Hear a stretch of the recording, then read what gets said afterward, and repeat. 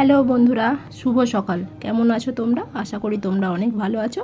আমরাও বেশ ভালো আছি। আমি পিঙ্কু, আরও একটু নতুন ব্লগে তোমাদের সবাইকে স্বাগত জানাই। আজ বুধবার, ঘড়িতে 5:30 বাজে। এখন থেকেই তোমাদের নিয়ে আজকের ভিডিওটি শুরু করছি। পুরো ভিডিওটি জুড়ে থাকার অনুরোধ রইল। সকালের তো বাসি পাটঝাট হয়ে গেছে, ঝাঁট দেওয়া হয়ে গেছে, গা কাপড় ধুয়ে ঠাকুরতলা ধুয়ে তারপরে একবারে রান্না চাপিয়ে দিয়েছি। দিয়ে আমি বললাম যে কাঁচার জিনিসগুলো আগে বুড়িয়ে দিই, বুড়িয়ে খানিকক্ষণ রেখে দেবো, তারপর বেলায় কাচবো। তোমাদের দাদাভাই কাজে চলে গেলে তারপর এগুলো কাচবো। এখন ওই জন্য একটু সার্ফ দিয়ে ভিজিয়ে রেখে দিচ্ছি।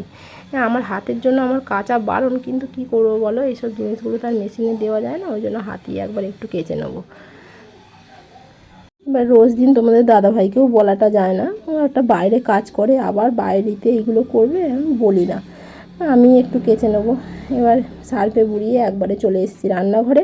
আমি তো আগেই এগুলো কাটাকুটি করে নিয়েছিলাম, কেটে তারপর ওই সার্ফে বুড়িয়ে দিতে গেছিলাম। আর এবার একবারে রান্না করে নিই। রান্না করে আজকে ঝিঙে আলুর তরকারি হবে, আর হবে বেসন ভাজা, ডাল।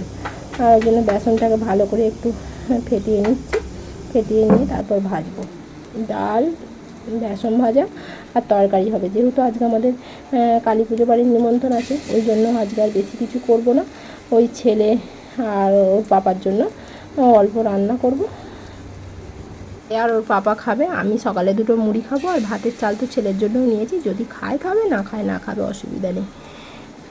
আমার ছেলে না বেসন ভাজা খেতে খুব ভালোবাসে, আলু ভাজা আর বেসন ভাজা, আর আদার্স কিছু তো ভাজাভুজিও খায় না। বেসন ভাজা হলে তাহলে আর মুখে কোনো কথা থাকবে না, তাহলে আর মাছ মাংস ডিমও তো ওর লাগবে না, ওর এই দিয়েই ভাত খাওয়া হয়ে যায়। ও একটু সাদা মাথা খেতেই ভালোবাসে। ও একটু ডাল, একটু তরকারি, একটু আলু ভাজা, বেসন ভাজা, এইগুলো হলেই ও খেয়ে নেয়। এদিকে তরকারি হয়েছে, মুসুর ডাল হয়েছে, আর বেসন ভাজা করেছি, আর এখানে নিম পাতা আর বেগুন ভেজেছি। নিম পাতা বেগুন কার পছন্দ একটু বলো, একটু কমেন্ট করে জানিও কার কার পছন্দ। আমি কিন্তু একদমই খেতে পছন্দ করি না, আমি তেঁতো জিনিসটা একদমই খাই না। ওই জন্য তোমার দাদাভাই না আমাকে খুব বকে। তোমাদের দাদাভাই তেঁতো জিনিসটা খুব পছন্দ করে, ওই জন্য ওর জন্যই নিম পাতা বেগুনটা আবার ভাজলাম। তোমার দাদাভাই তো খেয়ে দিয়ে বেরিয়ে গেছে। আমি ওই জন্য ছাদে চলে এলাম, এসে এগুলো কেচে একবারে ছাদে দিয়ে তারপর নিচেই নেবে, নিচের যা কাজ আছে ওগুলো করবো। কাঁচা তো কমপ্লিট হয়ে গেছে, কেচে ধুয়ে এবার শুকনো করতে দিয়ে দেবো। এত গরম হচ্ছে ছাদেতে, বাপ রে বাপ, প্রচণ্ড গরম। ওই জন্য একটু ঠান্ডা জল মুখে দিয়ে দিলাম, এত গরম হচ্ছে।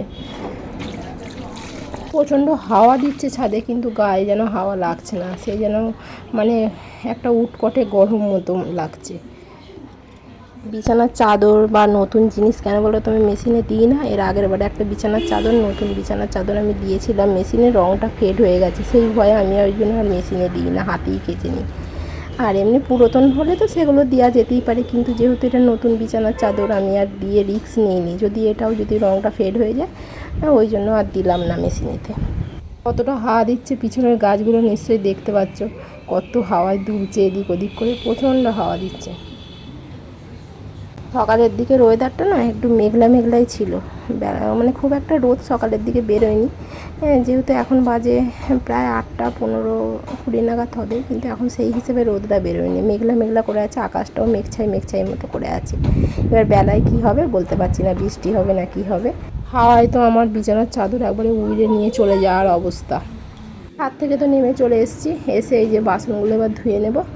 ধুয়ে ছেলেকে তো ডাকছি, ছেলে তো কিছুতেই উঠছে না, ও এখন উঠবে না। আমি ততক্ষণ বাসনগুলো মেজে কাজগুলো করে নিই, আমার যেটুকু কাজ আমাকে তো কমপ্লিট করতেই হবে, এইগুলো আমি আগে করে নিই।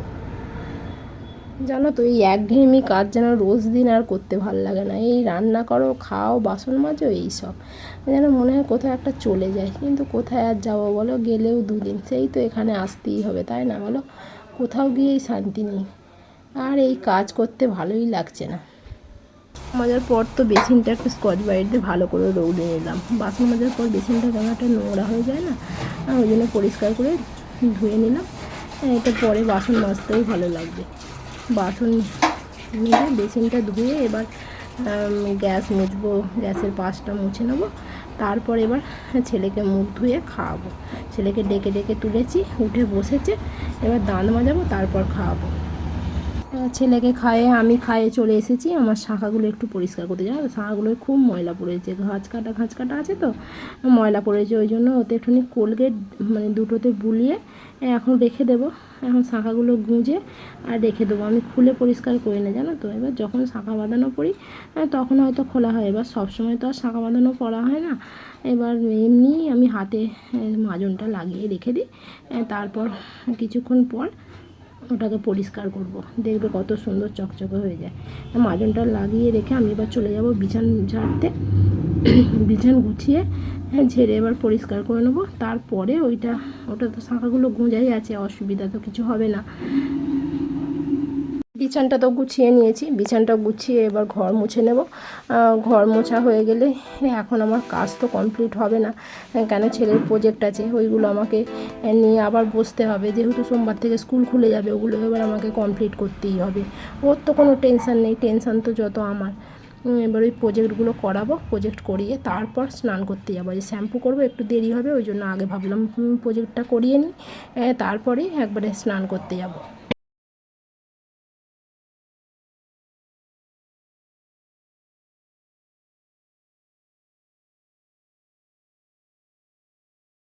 ভাবলাম ঘর মুছে শাখাগুলো পরিষ্কার করেই ছেলেকে একবারে প্রজেক্ট করাতে যাবো। আর আমাদের মতো বিবাহিত মেয়েদের কাছে শাঁখা সিঁদুরের গুরুত্ব কত, তাই না? এই শাঁখা সিঁদুর মূল্যবান গয়নার থেকেও কিন্তু অনেক দামি। আর এই শাঁখা সিঁদুর না থাকলে সব মূল্যবান গয়নাই মূল্যহীন হয়ে যায়, তাই না বলো? এই শাঁখা সিঁদুর আমাদের কাছে কতটা মূল্যবান। আর এই শাঁখার কোলে একটা করে পলা পড়লে হাতটা কতই না সুন্দর দেখতে লাগে। আর তো কোনো গয়না পরারই দরকার পড়ে না। চলো, অনেক কথা বলে ফেললাম। আর শাঁখাগুলো এই যে ব্রাশ দিয়ে ঘষে পরিষ্কার করে নিচ্ছি, জানো তো। এত সুন্দর চকচক করছিল শাঁখাগুলো, অনেক দিন করা হয়নি তো, অনেক দিন টাইমও পাওয়া যায়নি। এবারে একা তো একটু অসুবিধা হচ্ছে, মানে কেউ একটু করে দিলে ভালো হতো, কিন্তু কাকি বা বাবু বলো, ওই জন্য এরকম করে হাতটা নিচে রেখে রেখে এরকম করে ঘষছি যাতে সুবিধা হয়। দেখো শাঁখাগুলো কি সুন্দর চকচক করছে, একদম পুরো নতুনের মতো হয়ে গেছে শাঁখাগুলো, খুব সুন্দর দেখতে লাগছিল। আমি তো স্নান করে চলে এসেছি, এবার চুল আঁচড়ে ঠাকুরের সেবা দেব, তারপর যাব ওখানে, রেডি হয়ে তারপর যাব।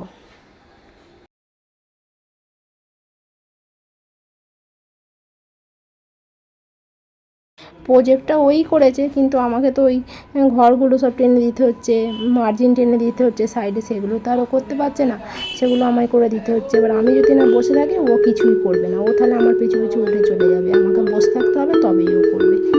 ওই জন্যই বসছিলাম। আবার সাইডে ডেকোরেশন করবো বলে ওইগুলো আবার ছোট ছোট করে কাগজ কাটছিলাম, তাও সবটা কাটা হয়নি, অল্প একটুখানি কেটেছি। আমি থাক পরে এসে করব, কেন অনেকটা লেট হয়ে যাচ্ছে, আবার ওখানে যেতেও অনেকটা লেট হয়ে যাবে, ওই জন্য আর সবটা করা হয়নি।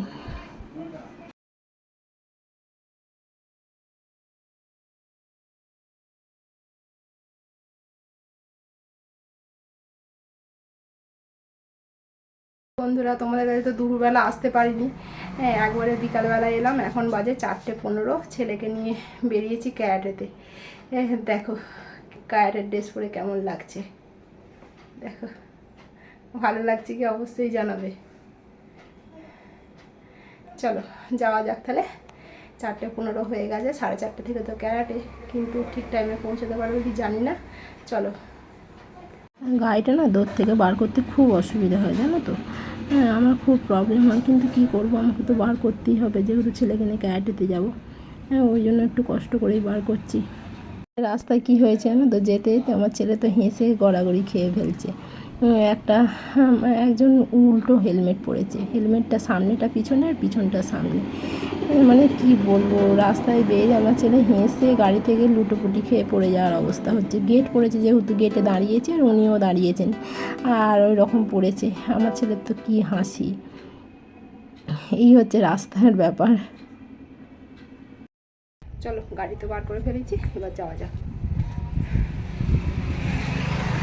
ছেলে ক্যারাটে করছে, তার একটুখানি তোমাদের ঘরে দেখালাম, দেখতে পাচ্ছ, ওই যে যাচ্ছে। আজকে যখন ক্যারাটেতে এসেছি না, তখন স্যার ক্যারাটে তখন আরম্ভ করে দিয়েছে। আজকে আসতে একটু লেট হয়ে গেছিলো, আবার গেট পড়েছিল, আর রাস্তাতে তালসাজ দেখতে পেয়েছি, আমি তো দাঁড়িয়ে পড়েছি। তালসাজ নিয়ে তারপর আমি যাব। এবার আসার সময় নিয়ে নিয়েছি, কেন বাড়ি যাওয়ার সময় তখন সন্ধ্যে 7টা হয়ে যাবে, তখন তো আর পাবো না, ওই জন্য তালসাজ নিতে গেলাম দাঁড়িয়ে, আবার একটু লেটই হয়ে গেল। ততক্ষণে দেখছি স্যার তো ক্যারাটে আরম্ভ করে দিয়েছে। স্যার যেহেতু আজকে বাড়ি থেকে এসছেন, একটু তাড়াতাড়ি চলে এসছেন, ওই জন্য আরম্ভ হয়ে গেছে। তারপর তো এসে দাঁড়ালো।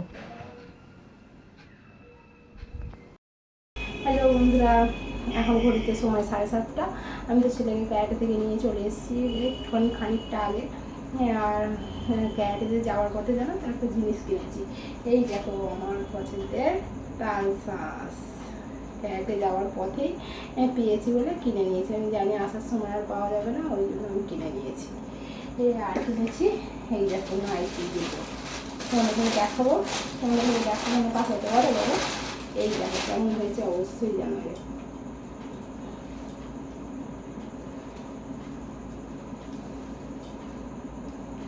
এই দেখো, এই দেখো কেমন হয়েছে অবশ্যই জানাবে।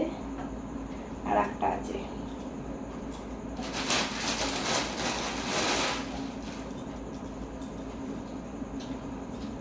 এই দেখো,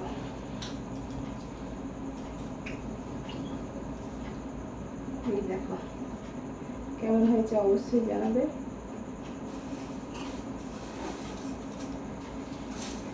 আর নিয়েছে ছেলে একটা জুতো নিয়েছে, জুতোটা তোমাদেরকে দেখাচ্ছি না। আর তাহলে ভিডিওটা আজকে এখানেই শেষ করছি। যদি ভিডিওটা ভালো লেগে থাকে অবশ্যই একটি লাইক করো আর চ্যানেলটিকে সাবস্ক্রাইব করো। কালকে নিয়ে আসবো নতুন আবার একটি ভিডিও। ততক্ষণে ভালো থেকো, সুস্থ থেকো এবং সাবধানে থেকো, আর অলওয়েজ হ্যাপি থেকো। বাই।